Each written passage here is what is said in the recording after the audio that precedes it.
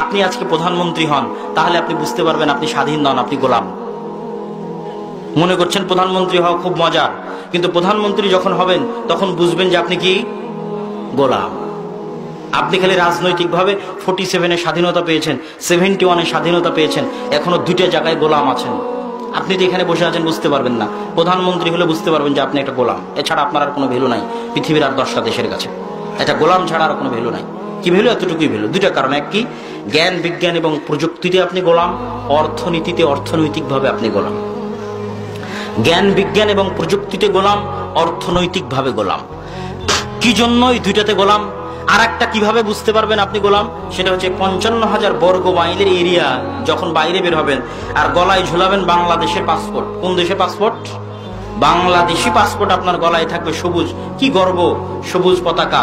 ওই সবুজ পতাকার গর্বের পাসপোর্ট যখন গলায় থাকবে, তখন এই 55,000 বর্গ মাইলের বাইরে বের হলে বুঝবেন আপনি গোলাম। আর ইন্ডিয়া ঢুকতে গেলেও বুঝবেন গোলাম। পৃথিবীর আর 10টা দেশে ঢুকতে গেলে বুঝবেন গোলাম। যাদের খেলা নিয়ে আমাদের যুবকেরা লাফালাফি করতেছে, এই সমস্ত দেশে ভিসার আবেদন করলে ভিসাই হবে না, রিজেক্ট হয়ে যাবে।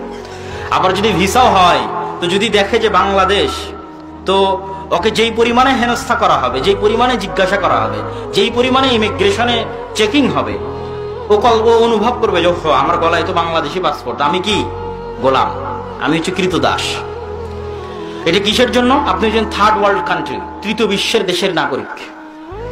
1st ওয়ার্ল্ড কান্ট্রি, তারা প্রথম বিশ্বের। তাদের কাছে কি আছে? অর্থনৈতিক চাবিকাঠি আছে। তাদের কাছে কি আছে? জ্ঞান বিজ্ঞানের প্রযুক্তি আছে। কিভাবে আছে? আমার এবং আপনার চেয়ে 100 বছর এগিয়ে এবং 50 বছর এগিয়ে।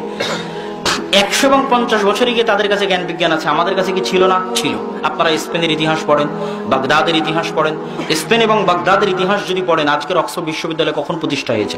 1200 খ্রিস্টাব্দে প্রতিষ্ঠা হয়েছে। তারও 500 বছর আগে 700 খ্রিস্টাব্দে স্পেনের গ্রানাডায়, স্পেনের কর্ডোভায় 20টা-25টা করে বিশ্ববিদ্যালয় ছিল। খলিফা হাকামের সময় 3 লক্ষ ছাত্রছাত্রী গ্রানাডায় পড়াশোনা করত, এবং খলিফা হাকামের সময় লাইব্রেরিতে 10 লক্ষ বই ছিল। অক্সফোর্ড বিশ্ববিদ্যালয়ের প্রতিষ্ঠার 500 বছর আগের কথা বলা হচ্ছে। কত উন্নত এবং কত উন্নত প্রযুক্তি এবং জ্ঞান বিজ্ঞান মুসলমানদের কাছে ছিল, সেই যুগের কথা আমি বলছি। কিন্তু মুসলমানদের মধ্যে আর আজকের যাদের কাছে জ্ঞান বিজ্ঞান আছে, তাদের মধ্যে পার্থক্য 2 জায়গায়। মুসলমানদের কাছে যখন জ্ঞান বিজ্ঞান ছিল, তখন মুসলমানরা জ্ঞান বিতরণে কার্পণ্য করেনি।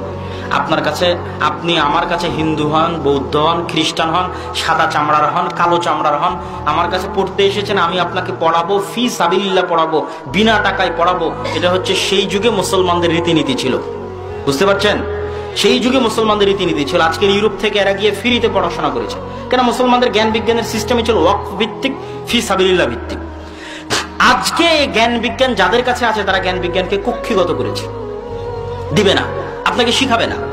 গোটা বাংলাদেশ বিক্রি করে দিল, আপনাকে ওই পরিমাণ জ্ঞান দিবে না যে পরিমাণ জ্ঞান তার কাছে আছে, দিবে না। এমনকি এরকমও ঘটনা আছে, একটা মুসলিম দেশ ওই প্রথম বিশ্বের কাছ থেকে উন্নত প্রযুক্তির বিমান ক্রয় করেছে, যুদ্ধ বিমান। সেই যুদ্ধ বিমান নষ্ট হয়ে গেলে ঠিক করার প্রযুক্তিটাও তাদের দেয়নি। বলেছে নষ্ট হয়ে গেলে আমাদের কাছে পাঠাবা, আবার ফি দিবা, আমরা আবার ঠিক করে তোমার কাছে পাঠাবো। তাহলে এটা হচ্ছে জ্ঞান বিজ্ঞান এবং প্রযুক্তির দাসত্ব। তারা অল্প অল্প করে জ্ঞান বিজ্ঞান আপনাকে শিখাবে, আর তার বিনিময়ে কোটি কোটি করে টাকা নিবে। বুঝতে পেরেছেন? আপনাকে অল্প অল্প শিখাবে, টাকা নিবে অনেক বেশি করে, এবং এইটার মাধ্যমে আপনাকে গোলাম বানিয়ে রাখবে। কিন্তু এর দোষ আমি কোনো সময় তাদের দিতে চাই না। এর দোষ হচ্ছে আমাদের। কি জন্য? আমাদের। তারা যে জ্ঞান বিজ্ঞান আবিষ্কার করেছে, ওই জ্ঞান বিজ্ঞান তাদের কাছেই শিখতে হবে, তাদের মাথায় আছে। আর আমাদের এখানে যে সমস্ত যুবক ছাত্র বসে আছে, এদের মাথায় নাই। কথা মিথ্যা। এ কথা কি? মিথ্যা। তারা যদি আবিষ্কার করতে পারে, এরা পারে না?